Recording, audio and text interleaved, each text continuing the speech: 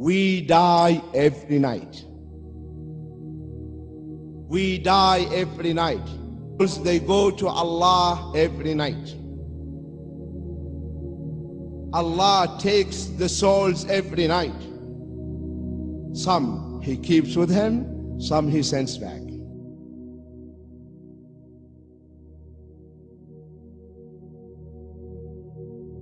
Reality of the human being, consciousness, your soul. One of the reasons why we need sleep is because the soul can't take too much of this. In fact, we know one of the ways they torture people is sleep deprivation. Because the soul, if it stays too long in this realm, in the material realm, it gets psychotic. It has to go back into the spiritual, into the malakut. It has to get out of the mulk. Allahu yatawaffa al-anfusa hina mawtiha. Allah takes the souls at the time of maut. Maut is death.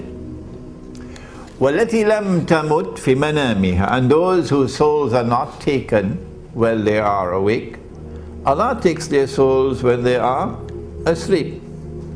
فَيُمْسِكُ الَّتِي قَضَى عَلَيْهَا الْمَوْتِ. When He takes your souls while you are asleep, He keeps those souls for whom maut is written.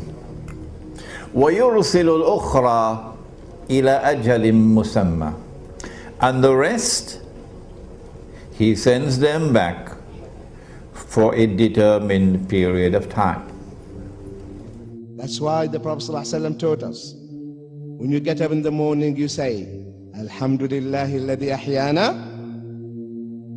ba'dama amatana wa ilayhi nushur.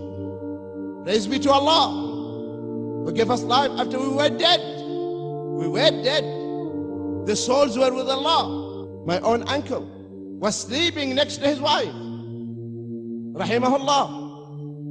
His wife in the morning, waking him up for the Fajr. Dead. The soul didn't come back. So the body has certain rights. Inna li jasadika alayka haqqa. Your body has a right over you.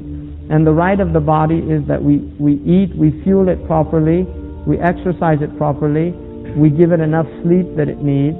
Abu Hamid al-Ghazali says the maximum amount of sleep that you should give your body, the maximum amount is 8 hours. That's the maximum. You should never go more than 8 hours. And it actually becomes negative sleep. Now, just to talk a little bit about sleep, because sleep is nourishment. It is literally food for the ruh. The body is fed by proteins, carbohydrates, and lipids. But the ruh is fed by dhikr and by naum, by remembrance of Allah and by sleep. And that's why the more dhikr you do, the less sleep you need. People that do deep dhikr actually sleep less than people that don't. This is a fact. Now, the nature of sleep is, if you sleep before 12, and I'm using 12 midnight, not the number 12 like on the clock, but before midnight, if you look, if Fajr's at 4 and Maghrib's at 8, then 12 would be half night, midnight, right? The sleep after Isha, before midnight, is worth twice of sleep after. Say now you go to bed at 10:30 and you sleep till 12, that's the equivalent of 3 hours sleep. It's only an hour and a half, but because that sleep is before the half night, it's the equivalent of 3 hours, right? So people, and this is why the sunnah of the Prophet was to go to bed immediately after Isha. And it's confirmed if you do it. So now the other thing is, if you sleep after Fajr, before Shuruq, it's negative sleep. So if you sleep an hour, it's as if you were deprived of 2 hours of sleep. Alright, you won't get rest from it. It's negative sleep.